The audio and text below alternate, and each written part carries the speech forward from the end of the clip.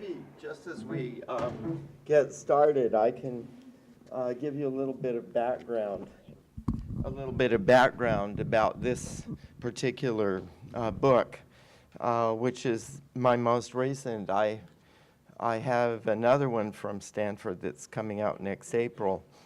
But people have said lately that I am not a Japan specialist anymore, or I'm not really writing anything about Japan. But I do, and this is not only Japan. It's a slightly more abstract model of organizational behavior that I think applies particularly in Japan, but it should apply in many other parts of the world as well. And in my the latter part of the book, I look at the relevance for Germany, for some of the other countries in Asia, for the Hispanic world, partly because the corporatist tradition that gave birth during Meiji to a lot of the institutions that are prominent in the Japanese political economy now, of course, was a piece of a much larger response to the political imperatives of heavy industrialization and mobilization for war and that sort of thing, which were not only in Japan, but also, again, particularly in Central Europe, in Germany, in Italy, in some of the Hispanic countries, in Spain and Portugal and so on. So there are important similarities, I think, in the patterns of organization that you find in these other countries in Japan. But something that I've always thought is that we don't have enough research that's based on Japanese realities, but that goes beyond that and presents a model that has a broader relevance to the world. Of course, that was the sort of thing Chalmers Johnson was interested in Media and the Japanese Miracle, which I certainly think is a first-rate institutional study of Meiji. It's in some ways spectacularly wrong as a broader representation of Japan, and I think history shows that. If we note the recent divergence of Japanese industrial policy and economic behavior from some of the patterns that we had earlier. What I was interested in trying to do was to account for a couple of puzzles that really struck me about the Japanese political economy, that I think, you know, Johnson partly answered, but, you know, presented, I think, at a different level of generality than I think is really necessary to have the most effective, persuasive explanation. One of the puzzles was growth. Why it is that the Japanese political economy grew so rapidly and spectacularly for a century. I can remember as I was learning economics, we had Samuelson's textbook. I think maybe some of you remember the same one, and it's got different countries of the world and their growth inside the front cover, and Japan was onward and upward for a century. From the Matsukata deflation, basically, as heavy industrialization was beginning in the mid-1880s in Japan, until the collapse of the bubble around 1990. So that was a remarkable story. It's, of course, there are a series of economic parameters that are important, but I think there's also an important political dimension to that. And in any case, that continued, of course, spectacularly for a century, and then it's been so difficult for Japan to start its engine once again. All of these stimulus packages, I remember when I was with the embassy here, the roads were being torn up every night, and you know, Larry Summers was encouraging and said that really all we need here is a huge Keynesian stimulus. And in the Mori administration, I mean, some of you remember that 15, 20 years ago, we were getting that, and that really didn't produce much of an impact. And of course, Abe succeeded in a short-term sense with his first and second arrows, but the structural changes that he wanted and foresaw, I don't personally think most of them really happened. And so there's been a considerable problem for Japan in restarting its economic engine after all of those spectacular years of growth. That was one puzzle, a puzzle of growth. The other one that interested me a lot was the puzzle of globalization. Of course, in many ways, emotionally or in terms of symbolism, Japan has committed itself in remarkable ways, I think, to globalization. There's few countries that are more supportive of the United Nations. And, and of course in ODA, Japan has been one of the leaders worldwide throughout most from the 1960s on.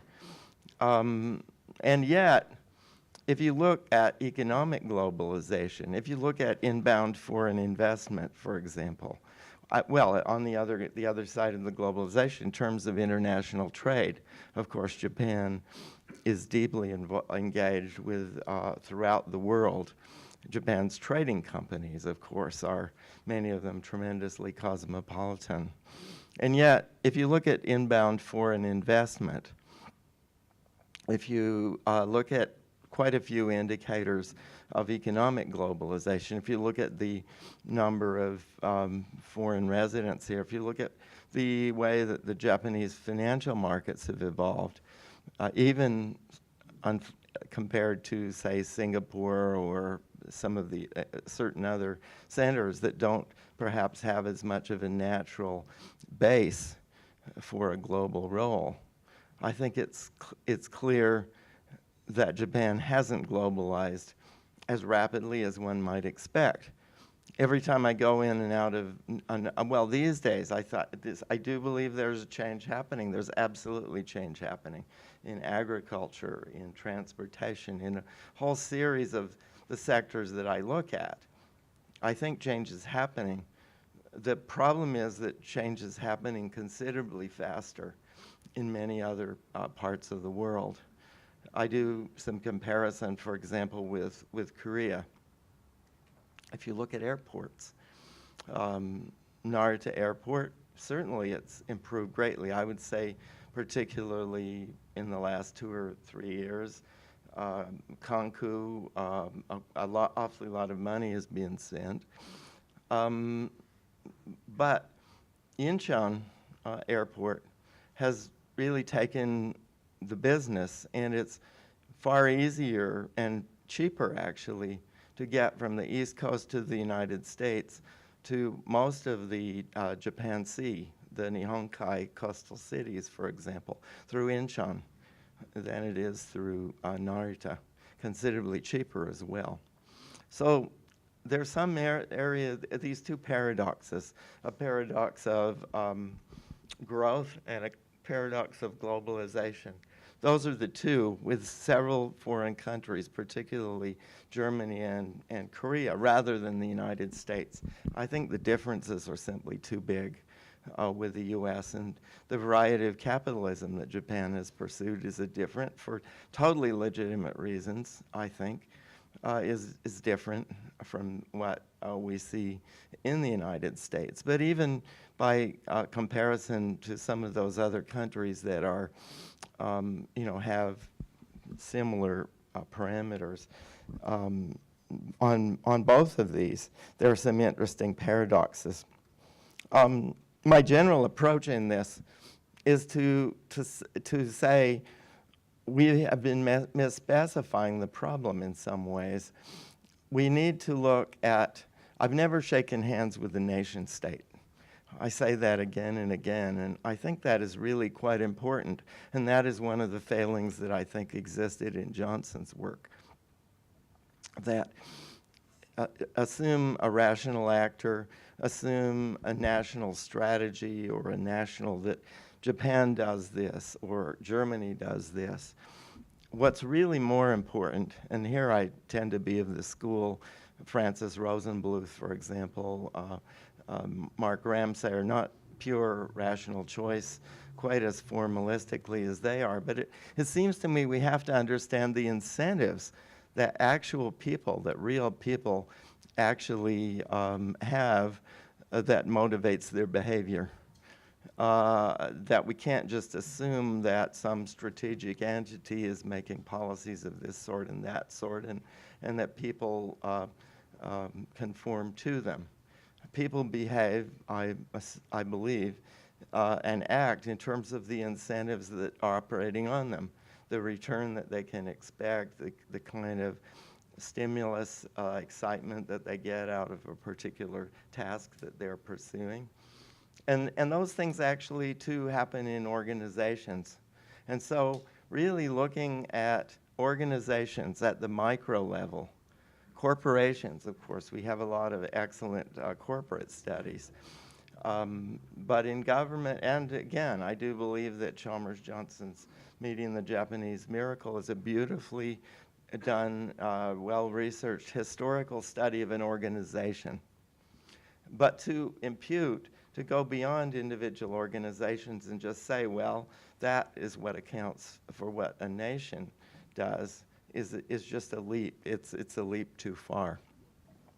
So, so what I do here, and I think, I'm sorry for the extended introduction, let me just go ahead and give you a little bit of a sense of the book itself. This is something that came out last fall from Stanford University Press. I spoke on this out in Silicon Valley, talked with former Ambassador John Roos quite a bit. Toshko and I both were out to see the Rooses in the Bay, in Silicon Valley. I think the implications are, I thought people in Silicon Valley seem to think this quite interesting. They see the relationship of Japan as being terribly important, but they also realize the complementarity, and they also recognize that the structure of incentives that exists at the ground, at the grassroots, you know, at individual companies and individual cities and organizations is really crucial. And as a policy matter, and I'll get into this later, it does seem to me there's a profound argument for close relations and very productive relations between Japan and other major industrial centers, particularly with respect to technology, and certainly with places like Silicon Valley. Precisely because the incentive structures are different, and there's a complementarity that is driving both of them forward. But we have to look at that level. We have to think not about sort of national industrial strategy in some rarefied way, abstractly, but more at the individual organizations and the individual people that are actually acting. The basic concept, and of course this is right at the heart of the title of the book itself, is the circle of compensation. And what a circle of compensation does, you might ask, what are some examples of this? Yokai Dantai. One can apply this notion at different levels. At a very, very macro level, the whole notion of Japan Incorporated, although I think that's probably too general to be productive. At the more micro level, industrial associations, agricultural cooperatives, Seikatsu Kyodo Kumiai, or different kinds of organizations at the Chonaikai, even historically, some smaller level village organizations. There's a whole range of levels at which one can conceptualize this, and I think that it's important to actually take some examples to show what I mean. But the basic idea is that organizations in Japan, again, where many of these were created during Meiji and have persisted since then. There's some of them that date from Edo. There are some that are more recent. But it's a very, very typical, it's an uchi and soto sort of way of organizing with the boundaries set by government, often government or sometimes private organizations. But Japanese organizations tend to internalize benefits and to externalize costs rather systematically. For example, well, I'll give you a lot of examples as I get into this. As I said, I think this particular form, it's not distinctive only to Japan. The corporatist organizations in Central Europe, in Spain, Portugal, Latin America, many other parts of the world have this kind of organization, which was typically adopted as industrialization began to proceed, especially heavy industrialization, where you needed large amounts of capital. There was quite a bit of risk if the system became unstable, politically unstable. So these kind of organizations were created to both allow for the mobilization of large amounts of capital, but also to help to get people to buy into the system and thus to assure political economic stability. So let me begin to give you basically they've had three functions. Again, the origins of many of these organizations go way back in Japanese history. I would say particularly to that rather important period in the middle part of Meiji, when Japan was, of course, because of the four-class system had broken down, Japan was beginning to urbanize, social structure was changing very rapidly, but Japan was also industrializing. And so there was a need to try to stabilize the political system. And so these kind of things, the shokokai, the nokai, many of the industrial organizations that emerged right from Meiji, and particularly in the 30s and 40s as Japan was mobilizing for war, a lot of those things emerged then also. And three basic purposes to these circles. Early on, of course, Japan was a late industrializer. It had to sink or swim in a period at the high noon of imperialism. And so protection was a key function. And I think that has traditionally been. If you look, for example, at the NTT family in telecommunications, in the last 20 years, that, of course, has transformed, and Japanese telecommunications has become more open than it was. But that is an example. Obviously, in certain ways, the agricultural cooperatives have had this kind of a function, protecting against Japan didn't have control over its own tariffs early on because of pressure from the imperial powers. And so it had to do other things to protect itself.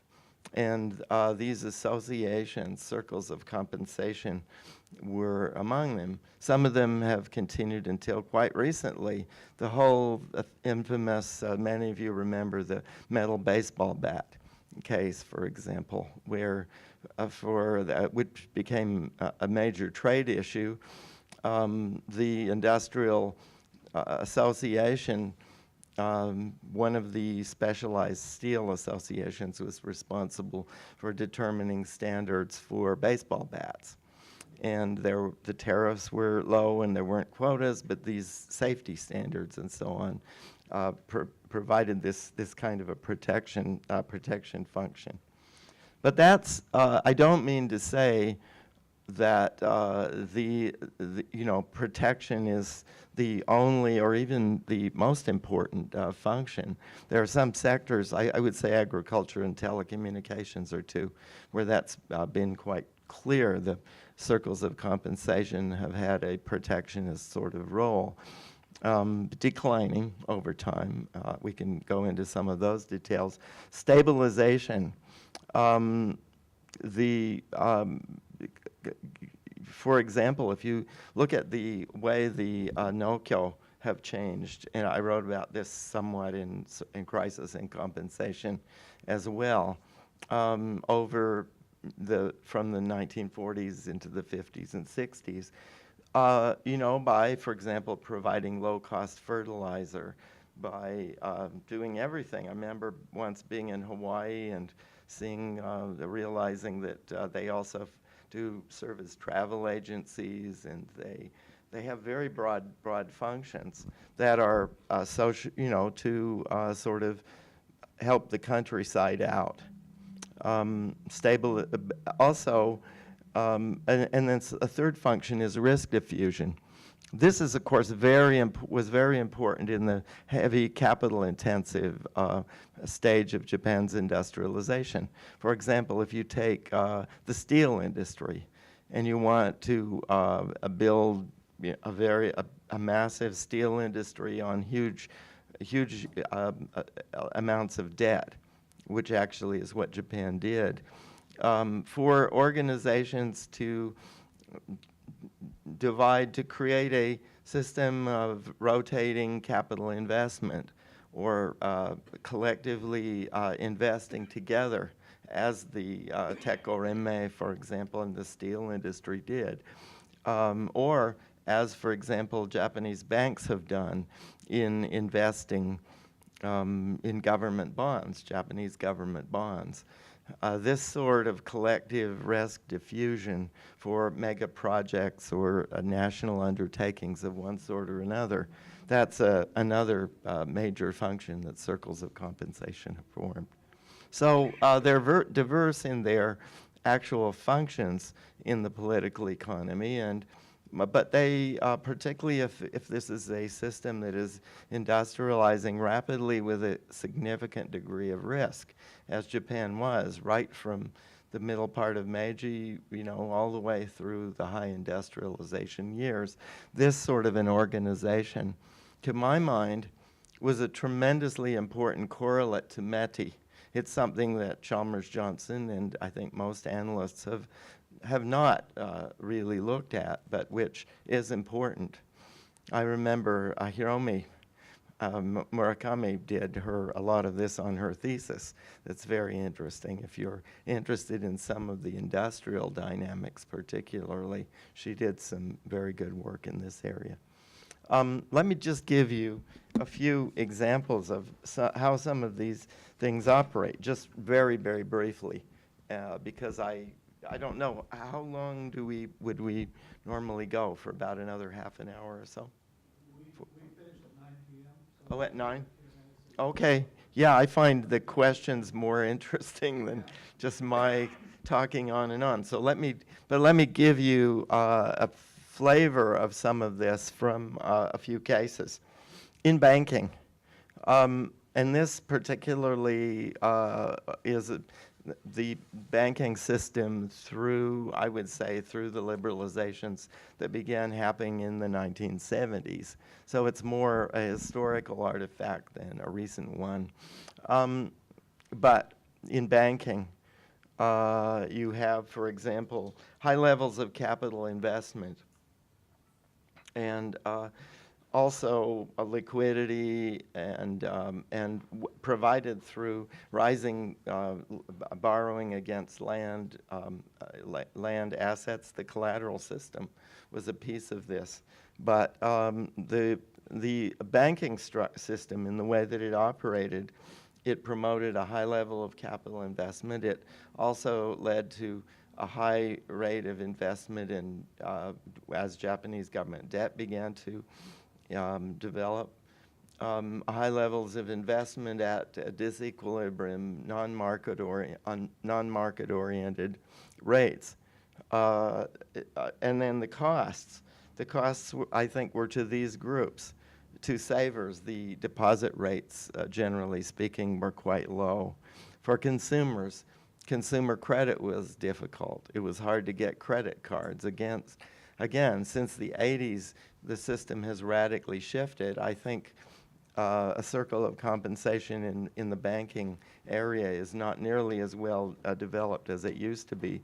But venture firms had difficult for access to credit. Capital market development, particularly equity finance, because of the par value system of for new issues of equity and so on. It benefited, this kind of a system greatly benefited the banks and large corporations or trading companies, but it did not provide much access to for venture firms. The impact on economic growth, obviously in some ways by stimulating capital investment in the short run, it did promote rapid growth. After the income doubling plan was announced, for example, there was a huge surge of capital investment in the Japanese system through essentially this mechanism, which was helping to socialize or to diffuse risk. But in the longer run, misallocation of capital, and which of course has been a problem in the recent past. Land policy. In that area, Japan had, through its high growth period, just a very, very rapid and consistent increase in the price of land, which of course helped corporations that also had substantial land assets themselves to run on very, very high debt equity ratios. I think the role of land policy in general has not been researched nearly as much as it needs to be, and is an aspect of East Asian economic growth, including recently China's. The way that land and the rise of land prices creates more liquidity, an important aspect of the growth process that we haven't looked at a lot. In reverse, however, if land prices begin to fall, it can also create tremendous problems for the system more generally. Through this land policy circle of compensation, we got high land prices, new construction. As I was saying here, I think there were major costs to home buyers, to the urban housing industry, and particularly to the used housing market. I went into this issue of housing, the used housing market. This is one of the very distinctive features of Japan, which is contrast to most industrial countries. The market for new homes, new condos, a new development. Of course, government policy tends to subsidize that and to promote that, which of course also helps developers. But when it comes to selling property that you have, turning it over to somebody else, the used housing market doesn't operate nearly as efficiently as it does in many parts of the world, particularly in Europe.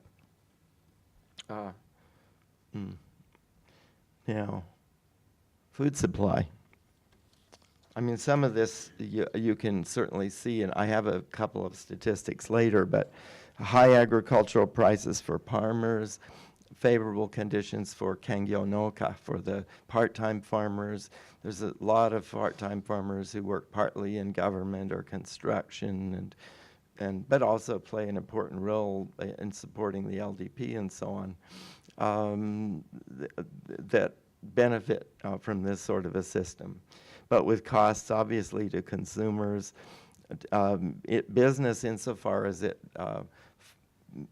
changes the wage, the wage scales, and obviously for foreign producers. For example, producer support prices have been consistently, they've been declining in Japan, but they're consistently much higher than elsewhere in the world. Nuclear energy, certainly the benefits in terms of high capital spending. Some of the major firms that were in the nuclear industry, of course, did well. I think we have to remember Japan did a spectacular job of diversifying away from hydrocarbons after the oil shocks of the 1970s.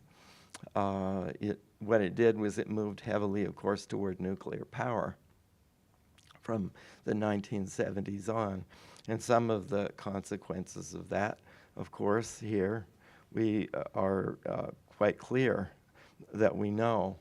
But the circles of compensation in that particular area, of course, did benefit local communities. I remember Toshiko and I were up in Minamisoma, and just close to Fukushima, for example, or if you go to Fukushima City as well, you'll certainly see this.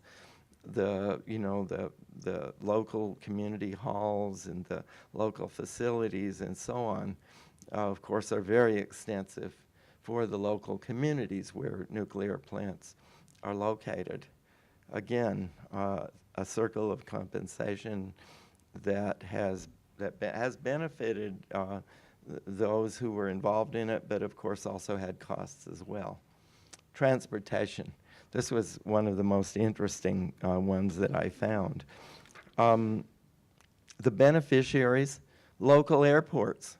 Niigata has new airports. Akita has new airports. Japanese local areas. And of course, this is one of the aspects, I think, of Japanese economic policy, industrial policy, that has, by certain standards, certainly succeeded. The existence of facilities broadly across the country. You talk about universities, you talk about local airports, this sort of thing, medical schools. Every prefecture in Japan basically has a medical school. But the costs in transportation, the costs have been quite substantial to the international airports, on the globalization side, I argue in particular. I have Japanese airlines. JAL, for example, went bankrupt, which was related in part to the high landing fees that it has I think I have some statistics on this. Landing fees for major Japanese airports have historically been extremely high.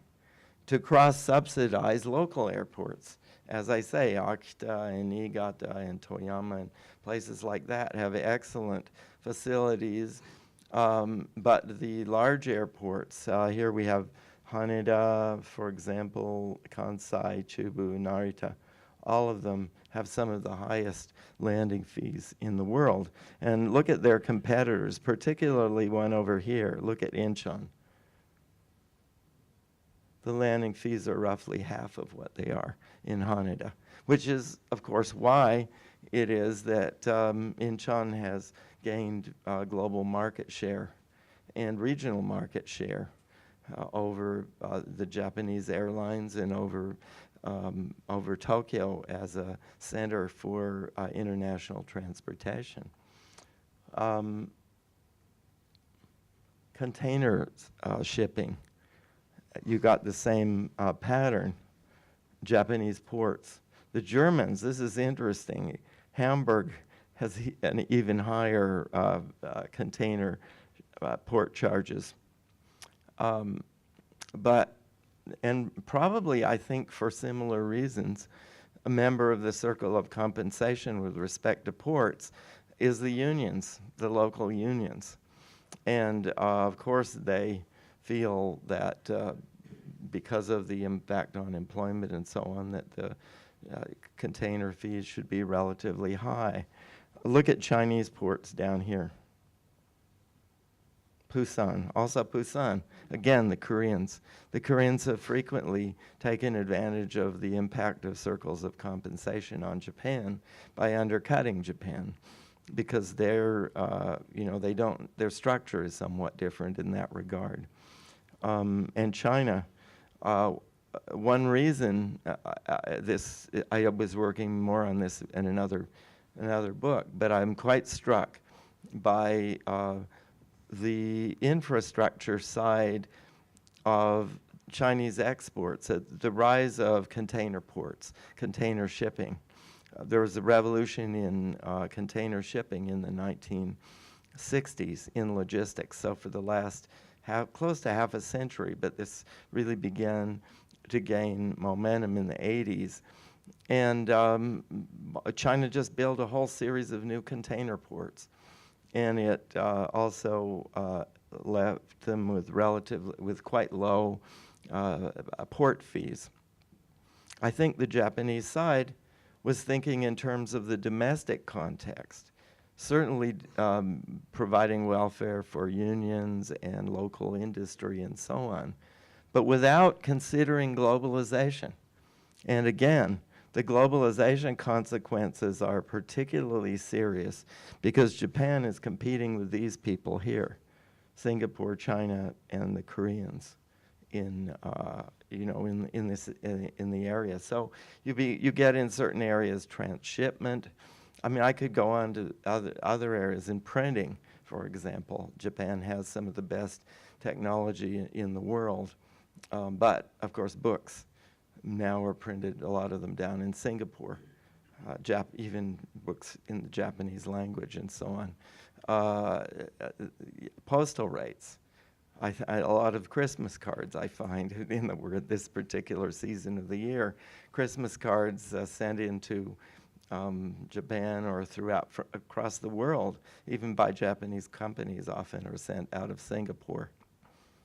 So thinking of the globalization, what globalization means for pricing, I think and the effect of the circles of compensation on globalization is something important that we have not seen. I think probably people are not conscious enough as yet. Another circle of compensation. This one has been atrophying, but it has had major impacts in the last decade in telecommunications. Benefits to the companies involved, the level of technological sophistication in many cases, or the way that the efficiency of production chains has been very great in some areas. I don't think we should depreciate that. The way that companies can coordinate with one another, of course, in Japan in many cases is among the best in the world. But then in telecom, you got a lot of other significant costs. Let me show you one. Business telephone charges. This is Japan. This is the Koreans. Now, you might ask, what is the impact of this? What happens is that it means that telecommunications services, value-added networks and things like that tend to develop less rapidly. And telecom service products are not, if telecom charges are high, then the market, of course, doesn't develop as rapidly. So strategically, the Koreans have purposely kept their telecommunications charges low, and those have been significantly higher in the case of Japan. Japan's share in ICT, information technology exports, also has been declining. Here's the Koreans. We know about Samsung, but this is partly a matter of the hardware and the way hardware production is approached, but also regarding services and the integration of service markets and telecommunications. Of course, Japan has produced very intricate devices, but as a result of things like the NTT, I think you can trace the so-called Galapagos phenomenon of rather specialized sorts of technology that is not globally applicable to this sort of thing. It's excellent from a defensive point of view, and which is exactly why I think it really originally was instituted in around 1980 as the telecommunications industry was liberalized. Japan was concerned about imports flooding the Japanese market, and of course telecom is an important sector, and that American companies in particular would flood into the market. And there was liberalization going on, and so some sort of coordination was needed to, preserve the Japanese industry. And so that, of course, it had a deeper historical background, but I think one can see that during the 80s particularly, the structure of coordination among firms was strengthened, partly as a matter of protecting the industry against outside inroads. But the result of that is that Japan became preoccupied with its domestic market and produced things like iMode, for example, that were well suited to the Japanese market, but they were so high cost that it was difficult for them to globalize. So once again, I think this preoccupation with the domestic side and the defensive side rather than with globalization itself. Media, this is in the past. I think that's fair to say. I would not stress this particular phenomenon. I don't know, we may have media here who will want to comment one way or the other on this.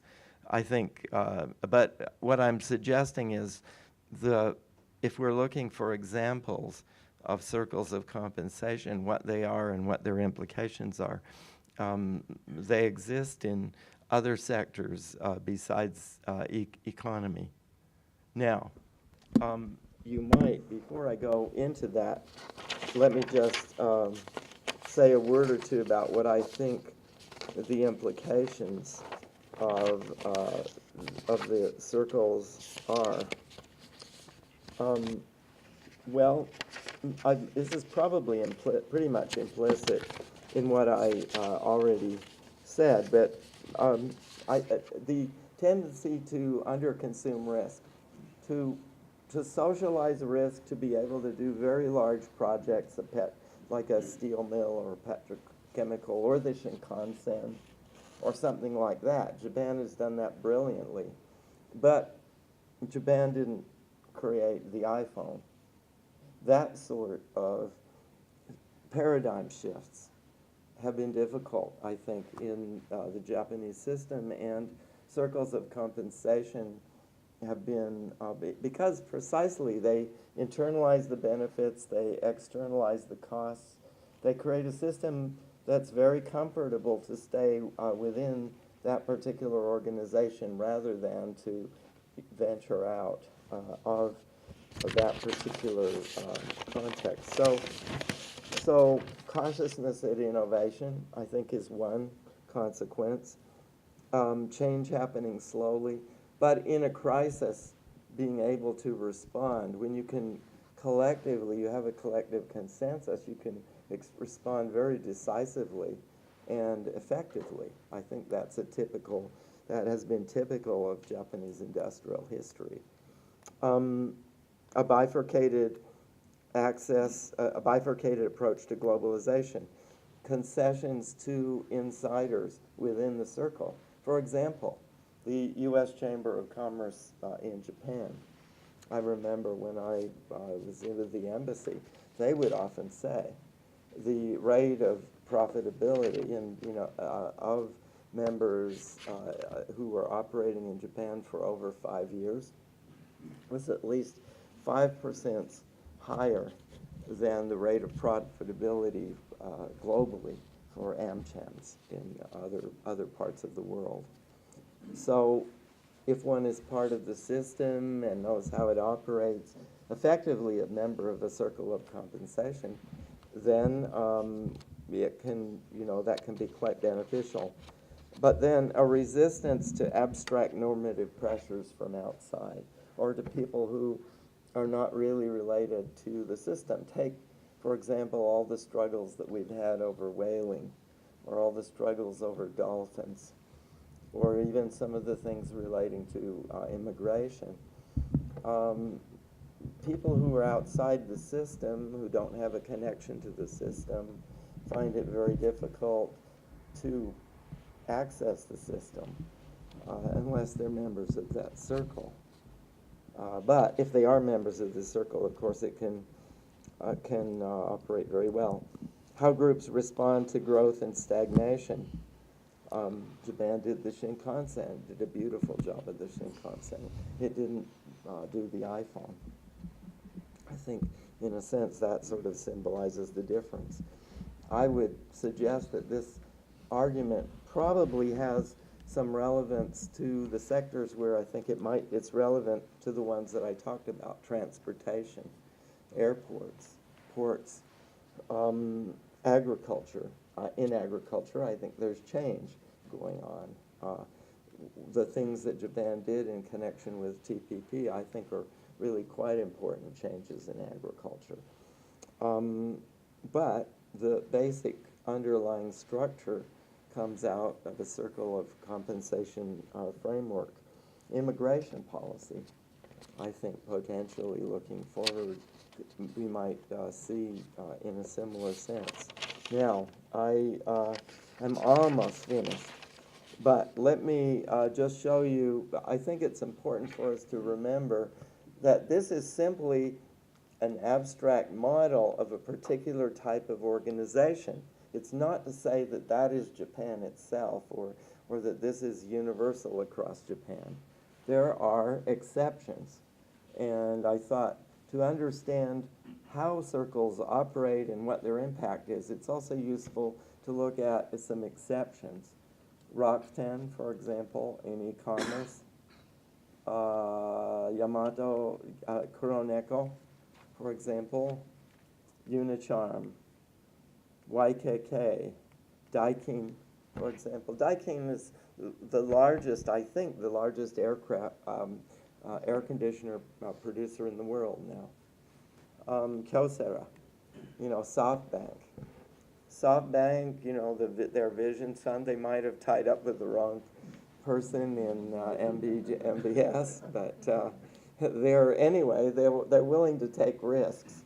Sonma Sayoshi's willing to take risks. I don't think we could say that he's a charter member of circles of compensation. Santori, I think the things that Saji-san did, for example, were that way. The early stages, some might say, well, today, you have a member of the board of the Bank of Japan who's from Toyota. Toyota has moved closer to more, of course, it's one of the most important firms in Japan and globally, one of the largest firms globally.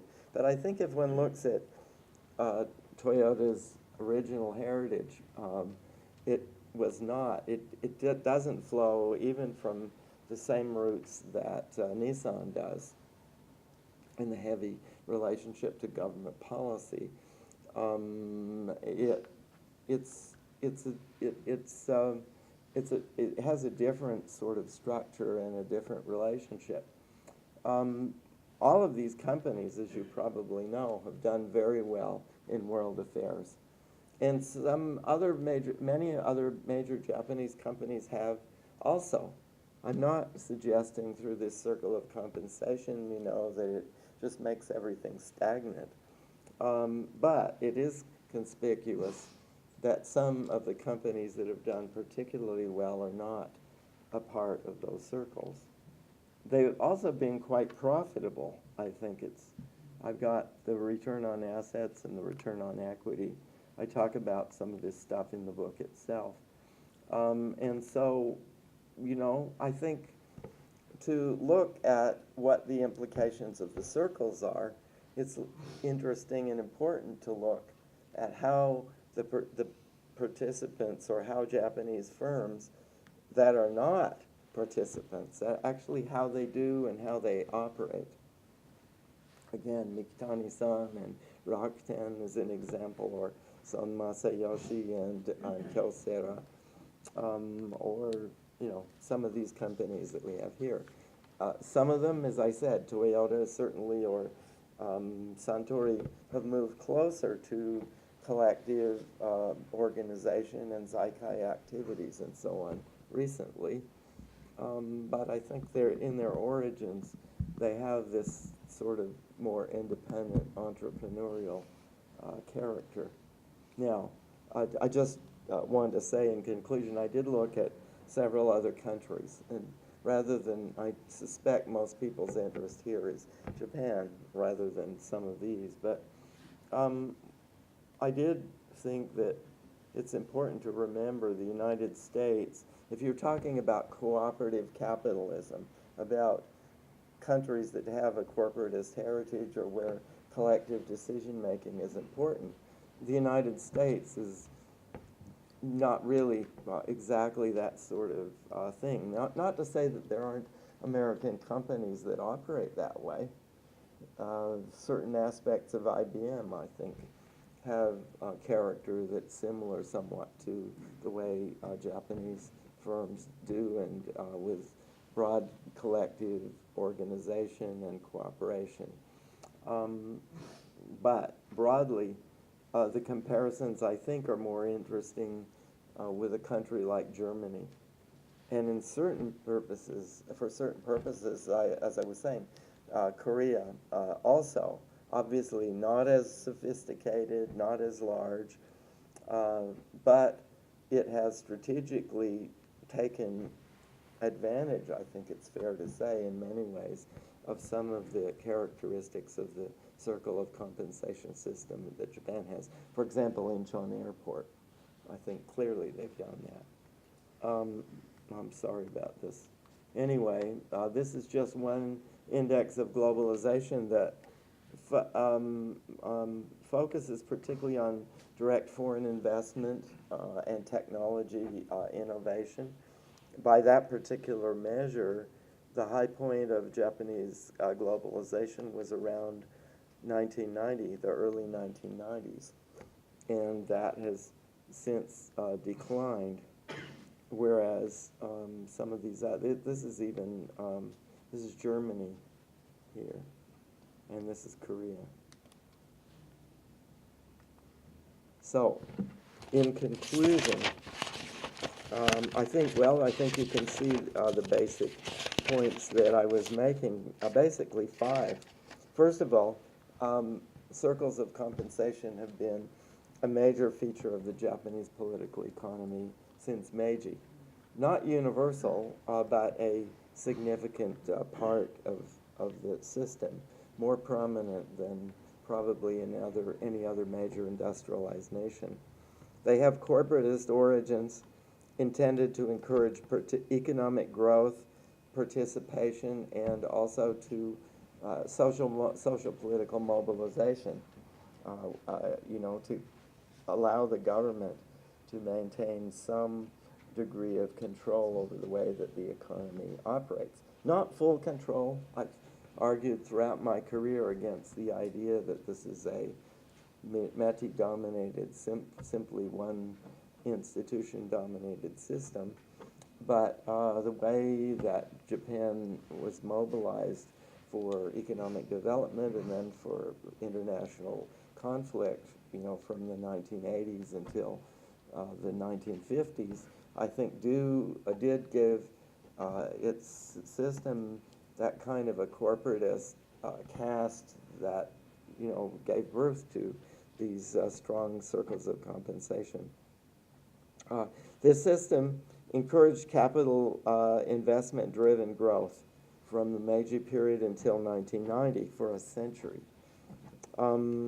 It reduced and socialized the risk of mega projects like big steel mills, the Shinkansen, things like that. It protected vulnerable sectors like agriculture at times when, and small business, at times when otherwise, and distribution, at times when otherwise there would have been radical change that could have caused much deeper social unrest in Japan. So it's a mixed picture. You can argue it in various ways, but I do think in terms of the overall impact on growth, it probably did support growth in the short to the medium term, despite the misallocation of resources. But it has, the circles of compensation system impeded globalization in some important ways. I think the most extreme is probably transportation, the airports and the ports. The last mile, as we say, of economic interaction. Japan's had low tariffs. Japan's had industrial policies that in many respects have been very far-sighted, I think. There's no question about that. But the policies on transportation, on logistics, on in some areas of healthcare, in some areas of immigration, in those regards, they've been very domestically oriented rather than looking at the rapidly changing world outside. And then the last thing that I hope you will see is also, I think, this pattern of circles of compensation has a broader relevance for the world, both in how it can allow people to collaborate and to cooperate efficiently to realize a common task, and also at some of the misallocations and some of the rigidities that come out of that process. I guess from a policy point of view, I would just, in conclusion, too, stress the point that I made a little earlier, and that I certainly made strongly when I spoke on this at Stanford, that I think precisely because Japan is so good at collective action, and yet at the same time it socializes risk and it underconsumes risk on entrepreneurial ventures with the outside. It's the converse of the system that exists in Silicon Valley. Of course, Prime Minister Abe was over in Silicon Valley. There have been relationships developing there. It's not only a matter of Silicon Valley, but it seems to me precisely because circles of compensation are relatively well developed in Japan that there is an importance to international relationships that allow both Japan and its international partners to take advantage of their strengths. There's many strengths in the circle of compensation system, but it needs to be supplemented by something else to avoid stagnation. So that's basically what I have to say. I think this may turn out to be one of the more controversial books that I've done, but it's done in the spirit of believing very much in the strengths of Japan and Japan's future, which I do believe is going to be dynamic and very important for the world. So, thank you very much. Thank you, Kent.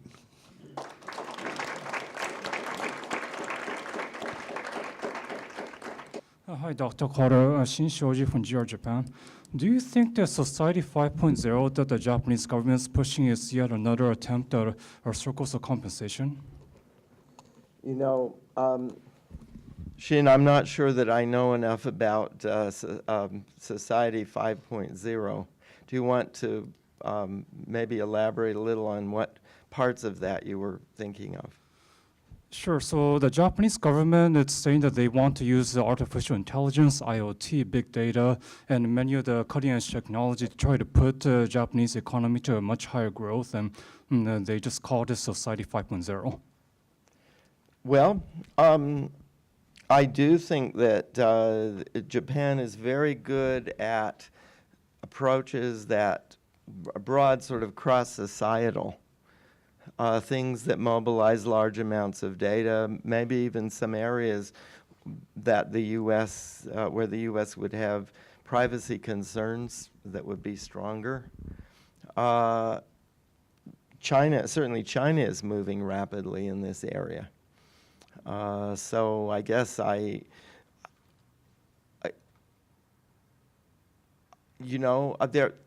in this discussion, I have not said enough about some of the positive cases of where circles of compensation actually have produced positive results. And I think it's quite possible that this might be an example of that. The VLSI integrated circuit cartel, for example, in microelectronics, where the materials industry, to get materials that would allow you to produce smaller and smaller circuits, the capital equipment, e-beam lithography and that sort of thing that allows you to etch smaller and smaller patterns. A holistic approach. Japan's generally quite good at holistic approaches to problems. And I think that could very well, this could be an example of that. Yeah. Hi, Professor. Yeah. Hi, Professor Calder. It's always nice Thanks, to hear Arun. your new ideas, and so it's always inspiring.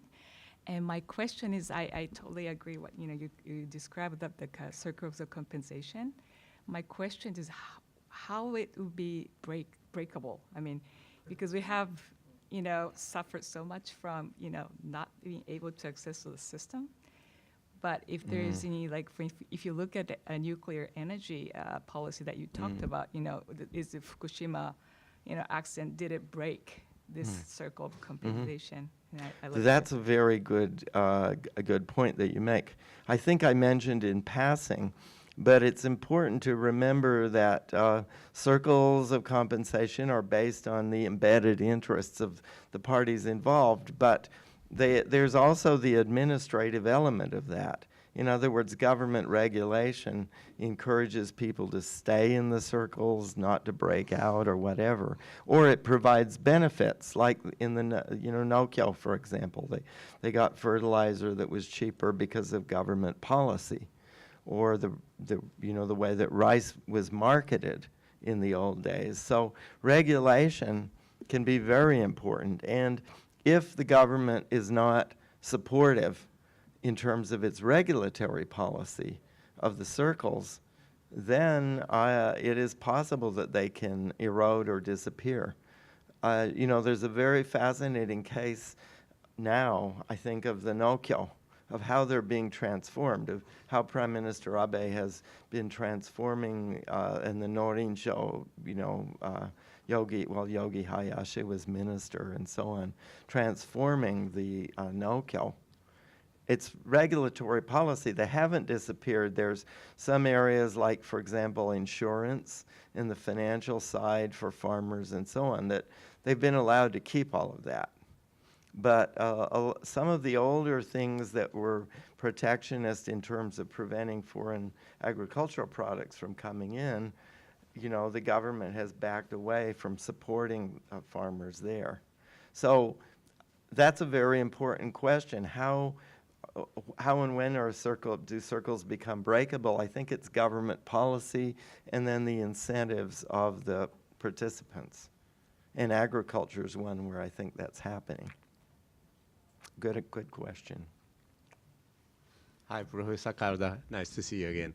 I used to work for METI, and now working for a company promoting exactly digital technologies, Society 5.0, or AI, robotics.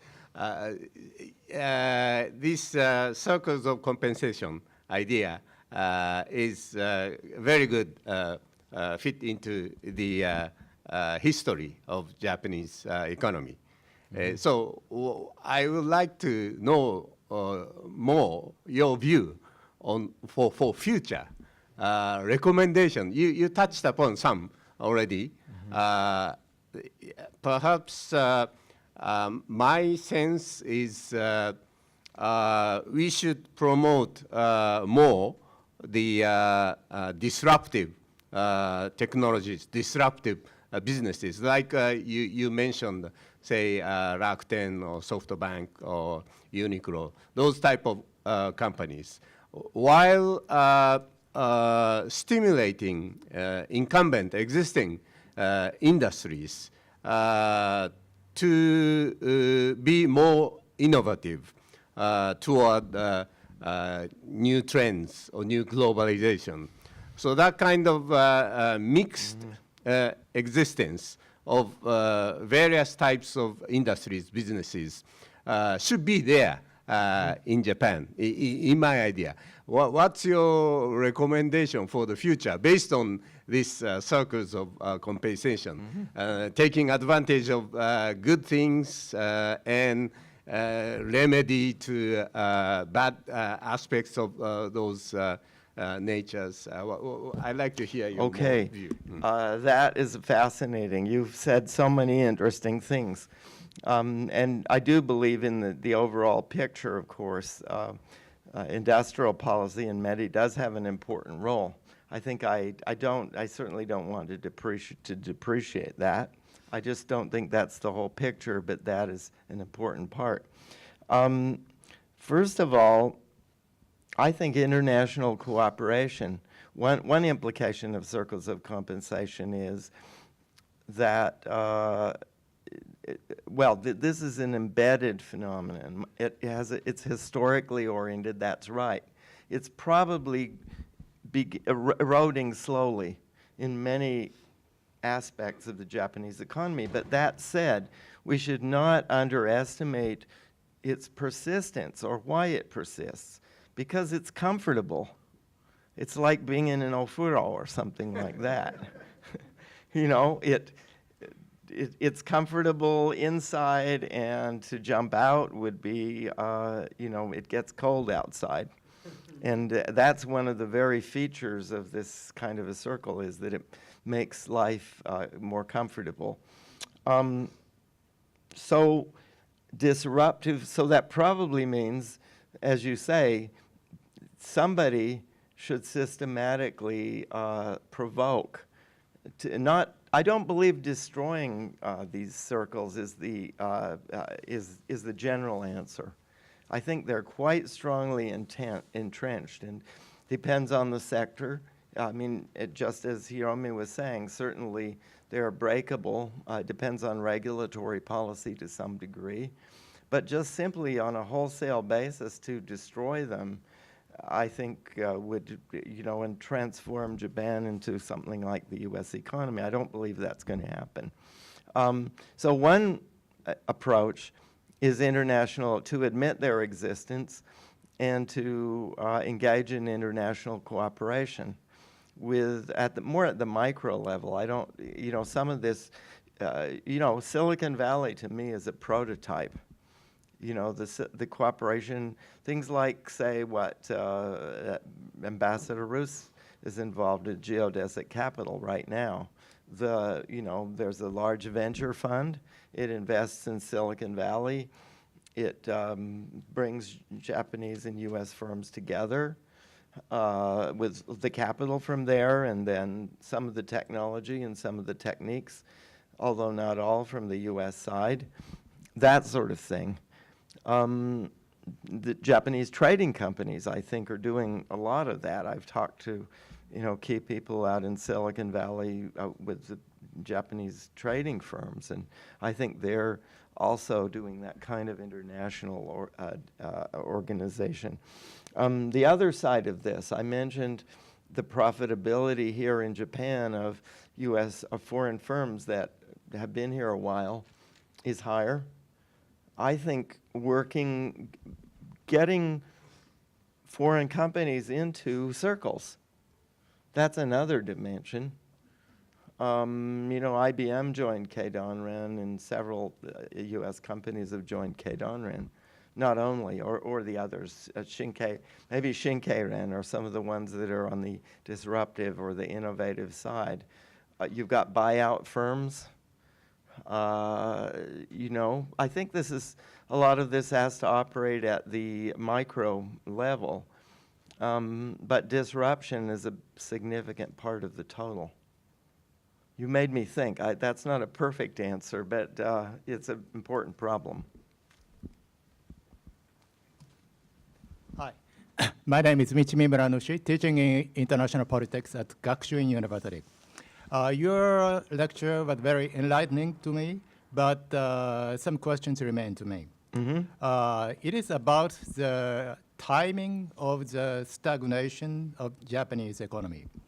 It seems to me that the structure you mentioned has been here for a long time. Then how can you explain that for some period, the same structure, before it produced high rate of growth, and after that it produced very low rate of growth, stagnation. And it seems to me that I got the impression that you are thinking of that period of change is somewhere after the bubble.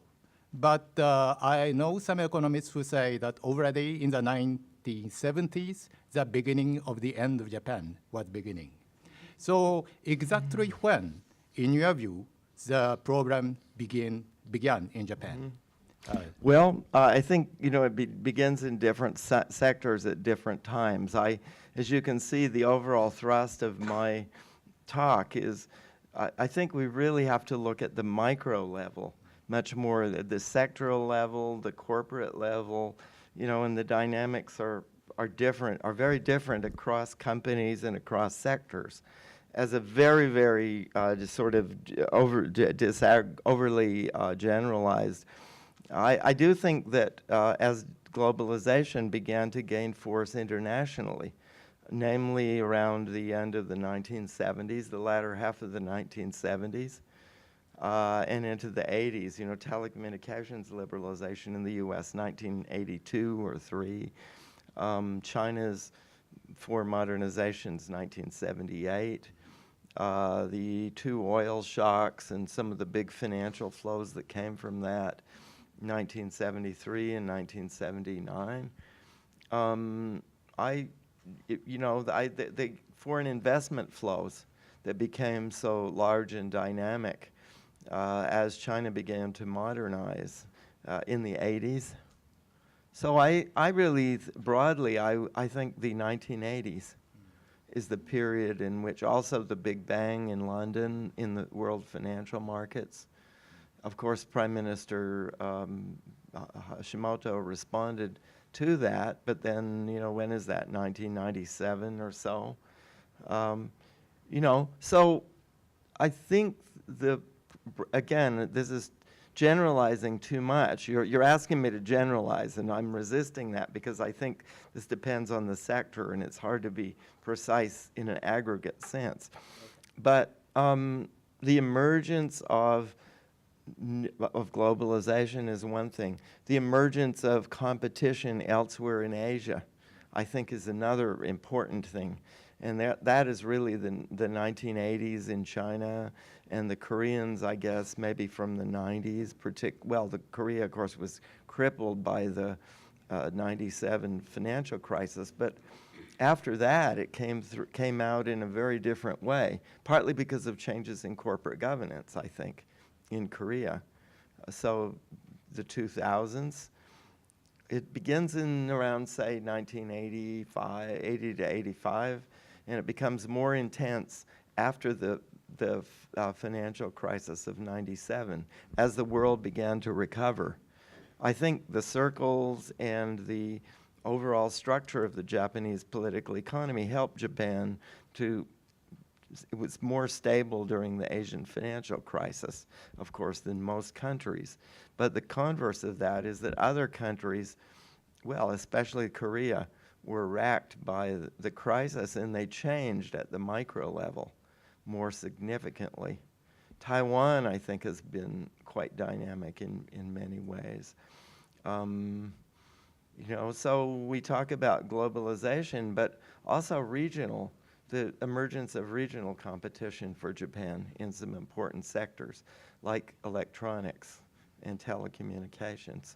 And that is probably, from I would say from around after the Asian financial crisis, probably after 2000. Okay. So, okay. It depends to some extent on the sector. Hi, my name is Mark Elder. I'm at the Institute for Global Environmental Strategies, but I won't ask you about the environment. I was originally political and comparative economy. Overall, I think I tend to agree with your argument. I'd like to raise two implications. One, I was wondering if maybe this has an implication for why Japan has less inequality. Maybe this compensation was used as a kind of substitute for the social safety nets and may partly explain why there's less populism in Japan. The second one is the comparative aspect. I do agree that we can see this kind of phenomenon in other countries, but I can also think of a lot of other literatures with other theories to explain it. I think maybe the one that comes to mind the most may be from public policy with such as policy subsystems or iron triangles, interest groups, even Schatzschneider, the early political scientist. You have log rolling for trade policy, reminds me of Mansur Olson, or even corporatism, as you mentioned. So I mean, there are various differences between these theories, but I was wondering how your theory is different from these others, and maybe that could help figure out what's the similarities and differences. I between think Japan and others, yeah. that's a really interesting question that I've thought about, but I'm sure we need more discussion on that. You know, Mansur Olson is one that did interest me. Several of his works interested me a lot, particularly the free rider problem and why, you know, the problems that creates for organization. You know, the role of government, we were talking about Matti a little earlier, and I think in terms of why the circles have operated as they have and where they've been positive for the economy and where they haven't has related partly to the way that government has related to them.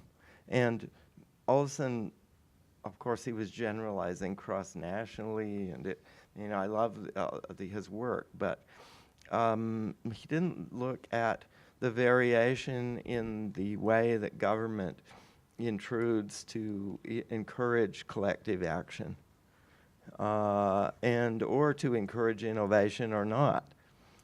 And just sort of anecdotally from my case, I dealt with this a little bit. I mean, I do compare with Olson in my book, but I think the role of government, or the role that government plays in reinforcing circles, in preventing defection or supporting, you know, their persistence.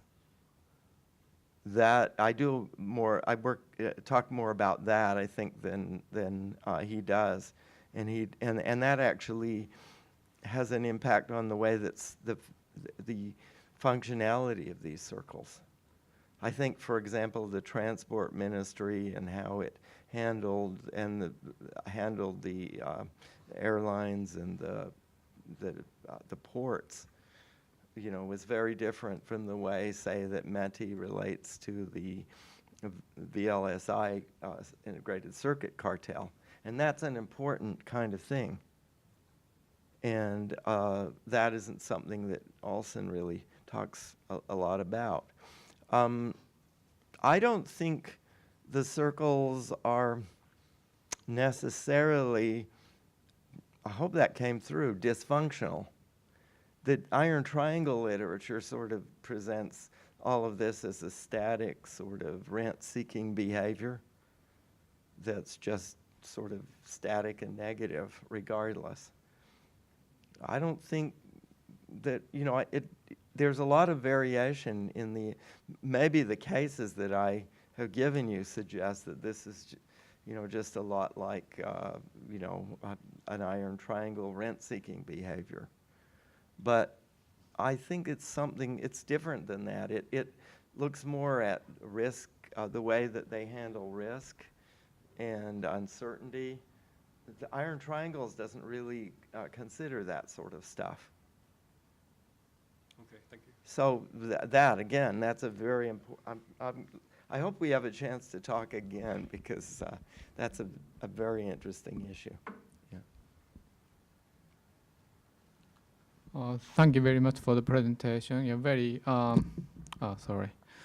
very informative model and yeah, to think about the policy implication. Yeah, it's very, very interesting. I'd like to ask about the Japan's specific characteristic. To what extent we explain the characteristics in a generalizable context. You highlighted the case of the NTT and its group. And actually, I wrote my research on telecommunication sector and regulation. So in that way, it was very interesting. And according to Tokyo University Professor Emeritus Professor Tadao Saito, the NTT's model, NTT group, has been, the idea of it has been drawn from the American AT&T before the breakup.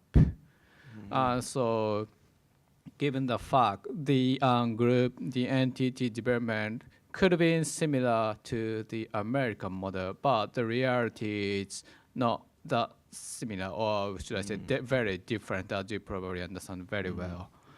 And also you highlighted the role of the regulation, and you are right that the regulation has played a very significant role to shape the Japanese political economy as it is. But regulation is a tool. And for instance, Mr. Trump set out the great and the significant big deregulation, but in reality, as the scholars highlighted, the number of the regulatory measures are rather increased because Trump tried to do something different. Meaning that regulation is a tool, and Japan has employed the regulation in a very specific way, as you described. This is also mobilized by the Japan's specific characteristic. So I wonder to what extent we can explain the Japan's specific character, and to what extent we can, in a generalizable way. Thank you.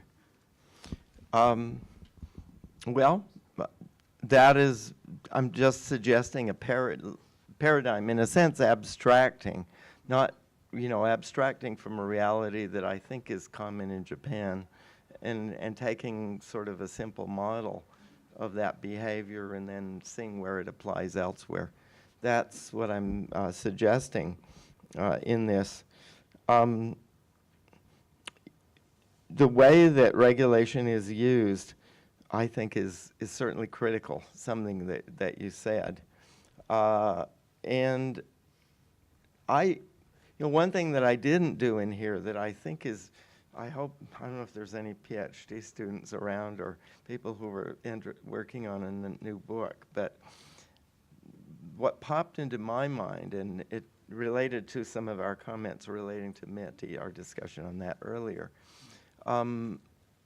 the circles of compensation, looking at them, and what they produce, the kind of regulations, the way, well, you said the way that regulation is used is crucial. And I think it varies considerably across ministries particularly.